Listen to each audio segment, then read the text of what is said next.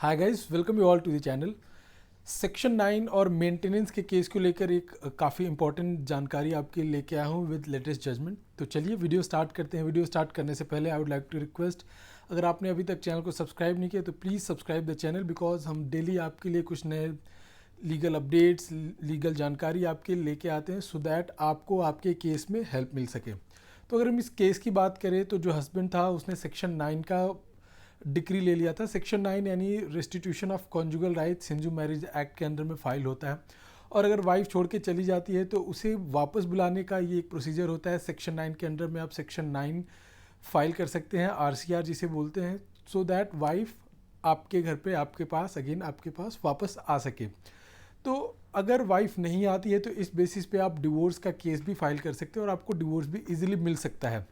तो हस्बैंड ने इस केस में सेक्शन 9 का एप्लीकेशन फाइल किया हुआ था सेक्शन 9 हिंदू मैरिज एक्ट के अंडर में, सो दैट वाइफ उसकी वापस आ जाए, और उसे उसके फेवर में डिक्री भी मिल गया था। बट वाइफ थी वो नहीं ज्वाइन करती है, उसे उसके पास नहीं आती है, डिक्री होने के बाद भी वाइफ नहीं आती है। और ये हस्बैंड ने एक्स पार्टी ऑर्डर ऑब्टेन कर लिया था। एक्स पार्टी यानी दूसरी पार्टी को बिना सुने हुए कोर्ट ने ऑर्डर पास कर दिया था, बिकॉज कई बार कोर्ट क्या करता है कि आपको नोटिस भेजता है बट आप नहीं आते, तो आपको बिना सुने आपके अगेंस्ट कोर्ट ऑर्डर पास कर देती है।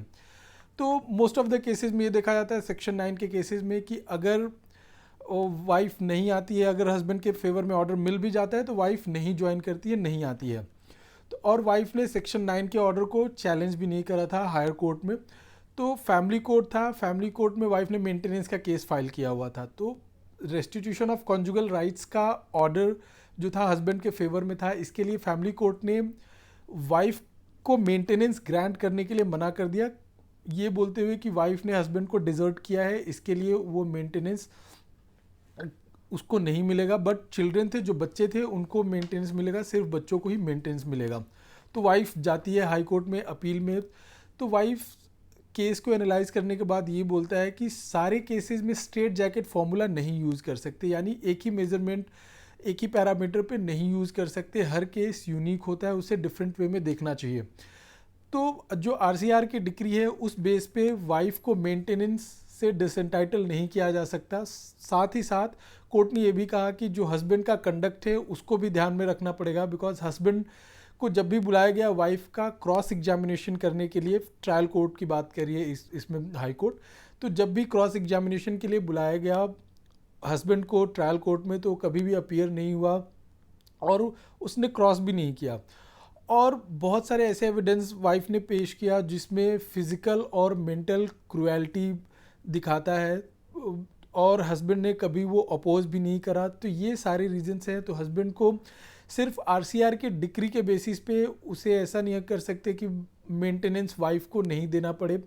और वाइफ ने ये भी दिखाया कि हस्बैंड ने उसके साथ मेंटल और फिजिकल क्रुएल्टी करा है, तो उस बेसिस पे वाइफ को मेंटेनेंस मिलना ही चाहिए, बिकॉज हस्बैंड ने ऐसा एटमॉस्फेयर क्रिएट कर दिया जिसके वजह से वाइफ उसके साथ नहीं रह सकती है। तो इस बेसिस पे मेंटेनेंस भी मिलना चाहिए। और हस्बैंड ने जो आरसीआर की डिक्री थी वो उसने कभी भी एग्जीक्यूशन में नहीं डाला, सिर्फ उसने उसको एक्स पार्टी ऑर्डर मिल गया था। तो इस बेसिस पे हस्बैंड ये नहीं कह सकता कि मैं मेंटेनेंस नहीं दूंगा, और मेंटेनेंस से वो बच नहीं सकता। तो हाई कोर्ट ने मेंटेनेंस का ऑर्डर पास कर दिया वाइफ के फेवर में।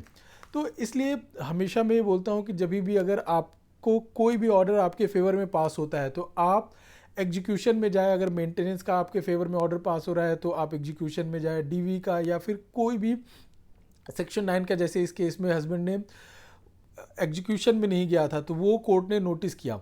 तो आपके फेवर में कोई भी ऑर्डर जाता है तो आप एग्जीक्यूशन में जाएं, सो दैट प्रॉपर चैनल के थ्रू जाए, सो दैट आपको बेनिफिट मिल सके। अदरवाइज कोर्ट ऐसे ऐसी चीज़ों पे भी आपका जो केस है वो डिसमिस कर देता है, और आपका जो केस है काफ़ी वीक पड़ सकता है और आप केस लूज़ कर सकते हैं। तो आई होप ये वीडियो आपको समझ में आया होगा। इस वीडियो से रिलेटेड अगर कोई भी डाउट है तो आप कमेंट सेक्शन में पूछ सकते हैं। Thank you.